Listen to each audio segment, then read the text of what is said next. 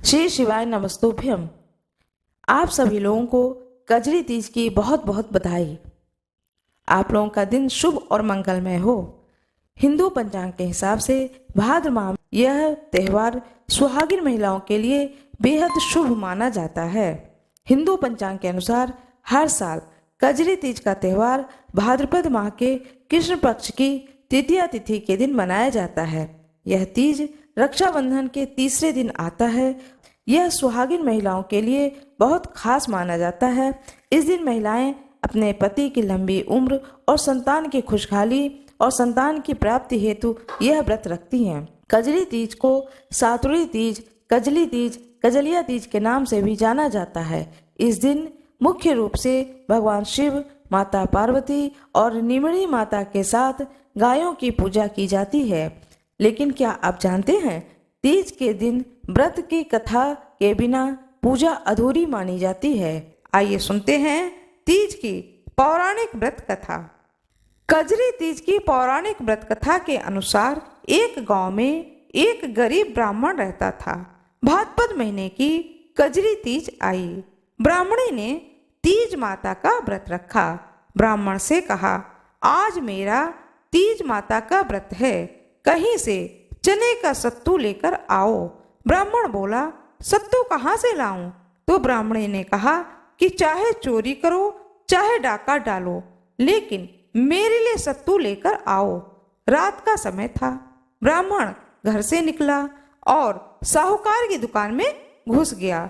उसने वहां पर चने की दाल, घी, शक्कर लेकर के 1.25 किलो तौल करके सत्तू बना लिया और जाने लगा। आवाज को सुन करके दुकान के नौकर जाग गए और चोर चोर चिल्लाने लगे। साहूकार आया और ब्राह्मण को पकड़ लिया। ब्राह्मण बोला, मैं चोर नहीं हूँ, मैं एक गरीब ब्राह्मण हूँ। मेरी पत्नी का आज तीज माता का व्रत है, इसलिए मैं सिर्फ यह 1.25 किलो का सत्तू बना करके ले जा रहा हूँ। साहूकार ने उसकी तलाशी ली। उसके पास सत्तू के अलावा कुछ भी नहीं मिला। चांद निकल आया था। ब्राह्मणी इंतजार कर ही रही थी कि साहूकार ने कहा कि आज से तुम्हारी पत्नी को मैं अपनी धर्म बहन बनाऊंगा। उसने ब्राह्मण को सत्तू, गहने, रुपए, मेहंदी, लच्छा और बहुत सारा धन दे करके ठाट से विदा किया। सबने मिलकर के कजली माता की पूजा की। इस तरह ब्राह्मण के दिन फिर गए। जिस प्रकार से उस ब्राह्मण देवता के दिन बदले, उसी प्रकार से इस कथा को कहने वाले के और सुनने वालों के दोनों के ही दिन बहुर जाएं, दिन अच्छे आ जाएं। माता कजली की जय हो, माँ पार्वती की जय हो, भगवान गणेश की जय हो। कृपया कमेंट बॉक्स में माँ पार्वती की जय हो अवश्य ही लिख दीजिएगा। वीडियो को लाइक करिएगा, चैनल को सब्सक्राइब करिएगा, बेल आइकन दबाना ना भूलिएगा। ज़्यादा से ज़्यादा लोगों को इस कथा को शेयर करिएगा। आइए सुनते हैं सातुड़ी तीज की दूसरी कथा। सातुड़ी तीज, कजरी तीज, कजली तीज बड़ी तीज के दिन मनाई जाती है। एक साहूकार था। उसके 7 बेटे थे। उसका सबसे छोटा बेटा अपाहिज था। वह रोजाना एक वैश्या के पास जाता था। उसकी पत्नी बहुत ही पतिव्रता थी। खुद उसे कंधे पर बैठाकर वैश्या के घर ले जाती थी। बहुत गरीब थी। जेठानियों के पास काम करके अपना गुजारा करती थी। भाद्रपद के महीने में कजली तीज के दिन सभी ने तीज माता के व्रत का और पूजा के लिए सत्तू बनाए।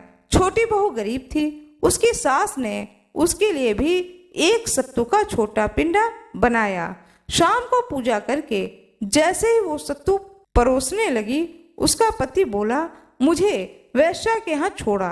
हर दिन की तरह उस दिन भी वह पति को कंधे पर बिठाकर छोड़ने गई, लेकिन वह बोलना भूल गया कि तुम जाओ। वह बाहर ही उसका इंतजार करने लगी। इतने में ही जोर से बारिश आ गई। बरसाती नदी में पानी बहने लगा। कुछ देर बाद नदी से आवाज आई, आवतारी जावतारी। दोना खोल के पी पिया प्यारी हुई आवाज सुन करके उसने नदी की तरफ देखा तो दूध का दोना नदी में तैरता हुआ आता दिखाई दिया। उसने दोना उठाया, 7 बार उसे पीकर दोने के 4 टुकड़े किए और चारों दिशाओं में फेंक दिया। उधर तीज माता की कृपा से वैश्या ने अपना सारा धन उसके पति को वापस कर दिया और सदा के लिए वो वहां से चली गई। उसके पति ने सारा धन को लेकर के घर आया और आकर पत्नी को आवाज दी कि दरवाजा खोलो। तब उसकी पत्नी ने कहा कि मैं दरवाजा को नहीं खोलूंगी। तब उसने कहा कि अब मैं वापस कभी भी उसके पास नहीं जाऊंगा, बल्कि अब दोनों लोग ही मिलकर के उस सत्तू को खाएंगे। लेकिन इस बात को उसकी पत्नी को विश्वास न हुआ। उसने कहा कि मुझे वचन दो, वापस वैश्या के पास नहीं जाओगे। पति ने पत्नी को वचन दिया तो उसने दरवाजा खोला और देखा कि उसका पति गहना और धन माल सहित खड़ा था। उसने सारे गहने कपड़े अपने पत्नी को दे दिए। फिर दोनों ने बैठ करके सत्तू को खाया। सुबह जब जिठानी के यहाँ काम करने नहीं गई तो बच्चे बुलाने आए। काकी चलो, सारा काम पड़ा है। उसने कहा कि मुझ पर तीज माता की कृपा हुई है, अब मैं काम करने नहीं आऊंगी। बच्चों ने जाकर माँ को बताया, आज से काकी काम करने नहीं आएंगी, उन पर तीज माता की कृपा हुई है। वो नए नए गहने कपड़े पहन करके बैठी हैं और काका जी भी घर पर बैठे हैं। सभी लोग बहुत खुश हैं। हे तीज माता, जैसे आप उस पर प्रसन्न हुई हैं, वैसे ही हम सब पर प्रसन्न हो और हम सब के दुख को दूर करें। जो कथा सुन रहे हो उनके भी और जो कथा सुना रहे हैं उनके भी दुख को दूर करें। कजरी माता की जय हो, माँ पार्वती की जय हो, भगवान गणेश की जय हो। आइए सुनते हैं तीसरी कथा। भगवान गणेश की जय हो, माँ पार्वती की जय हो। आइए सुनते हैं कजरी तीज की तीसरी कथा। यह पौराणिक कथा है। इस कथा के अनुसार एक लपसी था और एक तपसी था। तपसी हमेशा भगवान की तपस्या में लीन रहता था। लपसी रोजाना 1.25 सेर की लपसी बना करके भगवान का भोग लगा करके स्वयं खा लेता था।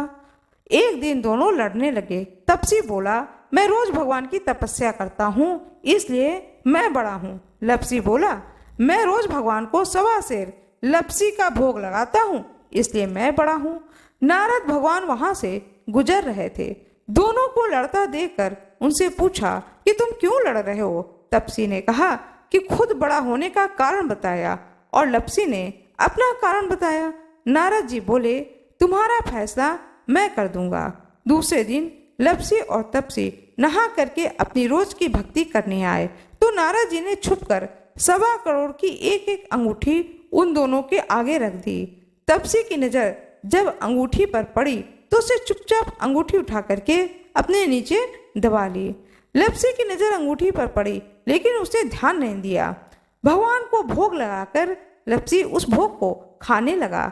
नारद जी सामने आए तो दोनों ने पूछा कि कौन बड़ा है। नारद जी ने तपसी से खड़ा होने को कहा तो वह खड़ा हो गया तो उसके नीचे दबी हुई अंगूठी दिखाई पड़ी। नारद जी ने तपसी से कहा, तपस्या करने के बाद भी तुम्हारी चोरी करने की आदत नहीं गई, इसलिए लपसी बड़ा है और तुम्हें तुम्हारी तपस्या का कोई भी फल नहीं मिलेगा। तपसी शर्मिंदा होकर के माफी मांगने लगा। उसने नारद जी से पूछा कि मेरी तपस्या का फल कैसे मिलेगा। नारद जी ने कहा, यदि कोई गाय और कुत्ते की रोटी नहीं बनाएगा तो फल तुझे मिलेगा। यदि कोई ब्राह्मण को भोजन करवा करके दक्षिणा नहीं देगा तो फल तुझे मिलेगा। यदि कोई साड़ी के साथ ब्लाउज नहीं देगा तो उसका फल तुझे मिलेगा। यदि कोई दिए से दिए जलाएगा तो उसका फल तुझे मिलेगा। यदि कोई सारी कहानी सुने लेकिन तुम्हारी कहानी ना सुने तो फल तुझे मिलेगा। उस दिन से हर व्रत कथा कहानी के साथ लपसी और तपसी की कहानी भी सुनी जाने लगी। कजली माता की जय हो, लपसी और तपसी की जय हो, भगवान गणेश की जय हो। अगर आप भी कजरी तीज के दिन व्रत रखते हैं तो इस व्रत की कथा को अवश्य सुनें। इससे व्यक्ति की सभी मुरादें पूरी होती हैं।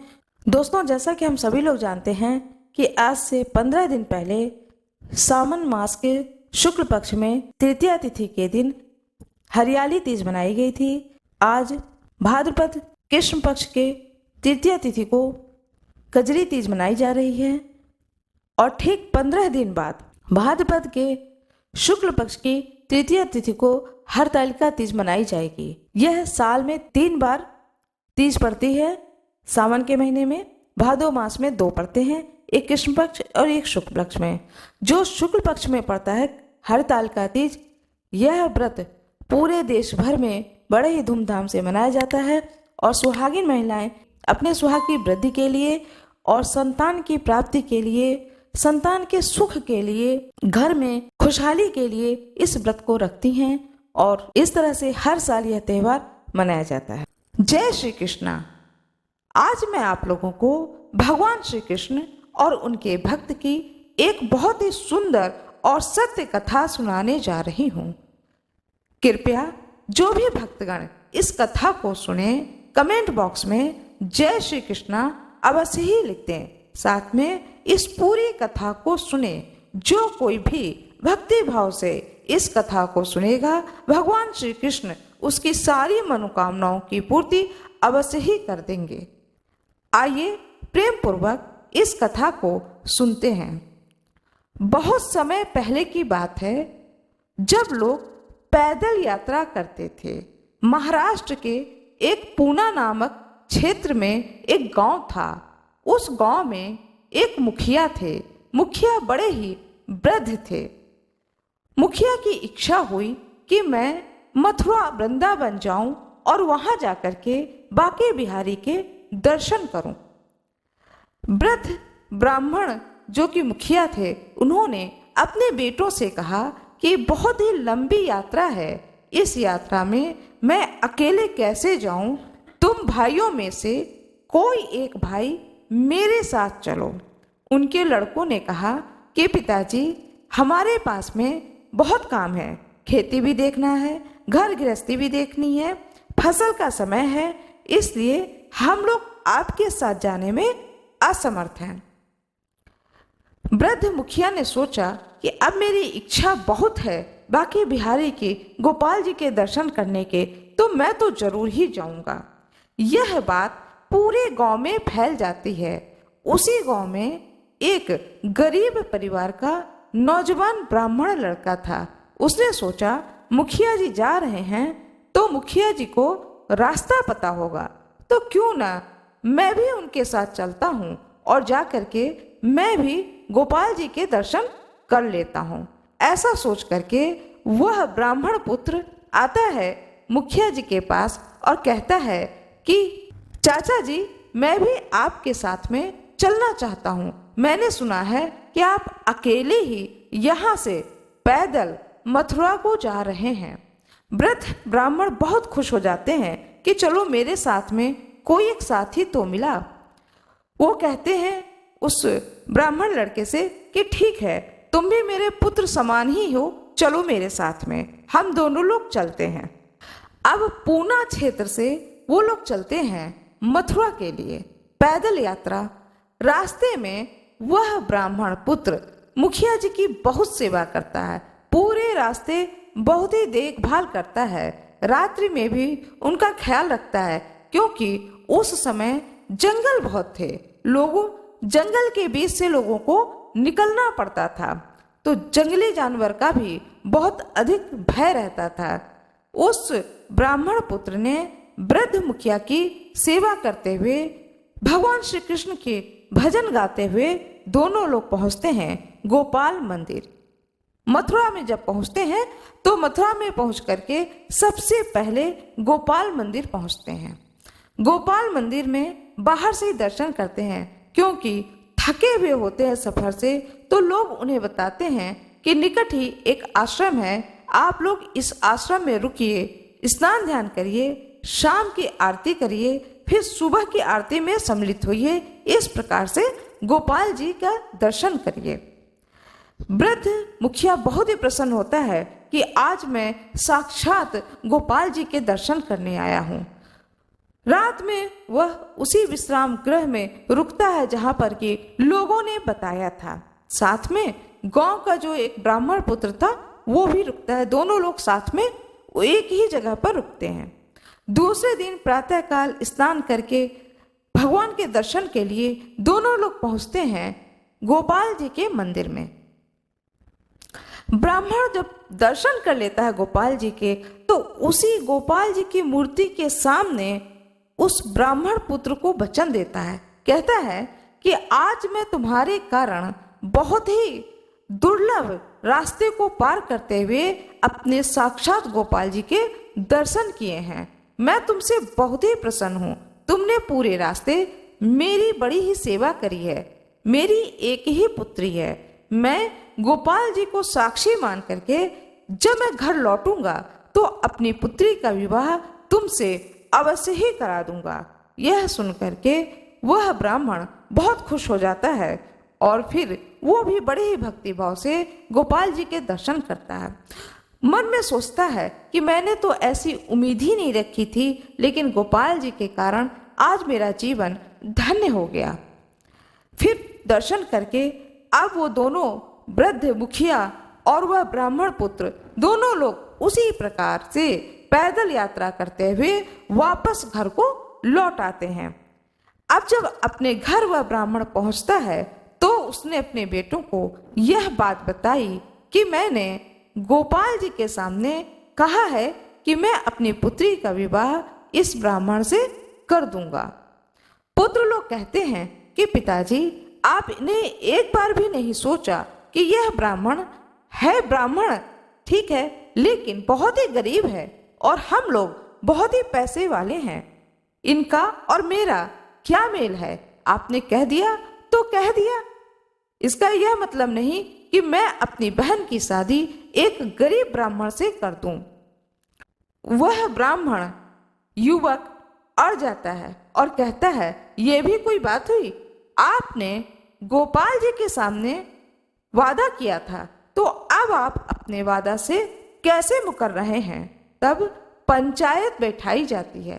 पंचायत पूछते हैं उस ब्राह्मण युवक से कि अच्छा ये बताओ, इस बात का क्या गवाह है कि मुखिया जी ने तुमसे वादा किया था कि ये अपनी पुत्री का विवाह तुमसे कर देंगे?